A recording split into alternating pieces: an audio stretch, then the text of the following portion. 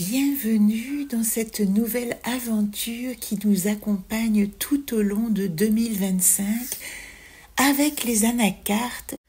Dans notre arbre d'apprendre en questionnement, voici l'humile qui nous interroge sur notre capacité à entrer en relation avec notre entourage tout en gardant le sens de notre identité.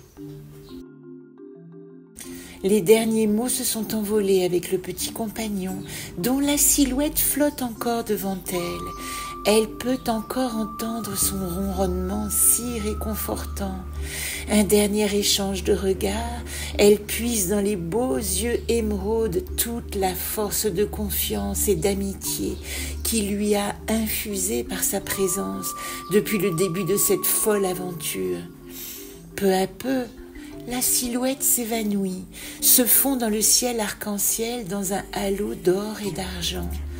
Oui, son cœur se serre à l'idée de ne plus sentir sa présence à ses côtés, même s'il est avec elle d'évidence, dans un espace-temps sans frontières.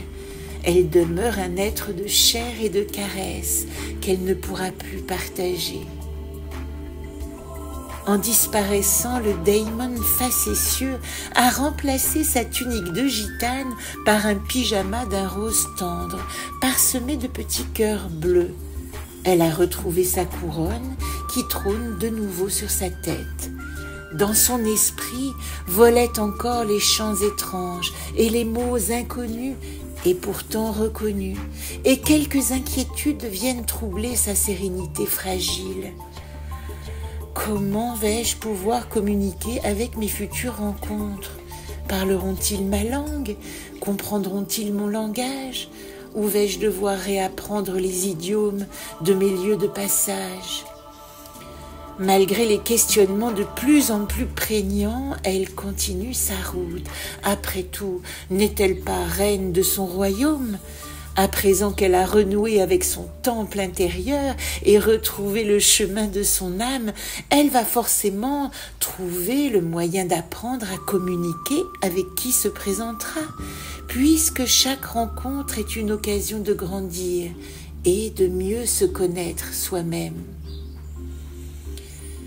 À peine a-t-elle apaisé son cœur et calmé ce léger affolement qui n'a plus lieu dans son présent, qu'elle voit juste devant elle se matérialiser un magnifique oiseau monsieur. Lui revient aussitôt en mémoire son ami de la première tribu, ce drôle de volatile à la fois si comique et l'air toujours très sérieux, mais qui ne pouvait s'empêcher de faire le pitre pour amuser la galerie. C'est ainsi qu'elle l'appelait, l'oiseau monsieur, et il appréciait fort cette marque de respect. Il tient en son bec un pétale de rose qu'il agite devant lui, alors que s'éparpille un petit troupeau de marguerites agitées et joviales, les joues rosies par leurs rires aux éclats. Elle a retrouvé ses compères des premiers jours. Ils ne paraissent nullement surpris de sa présence, comme si elle était jamais partie, et continuent leur drôle de jeu de cache-frimousse. Quel apprentissage surprenant! Ainsi, elle découvre aujourd'hui que les vrais amis sont toujours là, quelles que soient ses errances. Dès qu'elle porte son attention sur leur existence, ils apparaissent et remplissent son horizon de leur tendresse et de leur affection.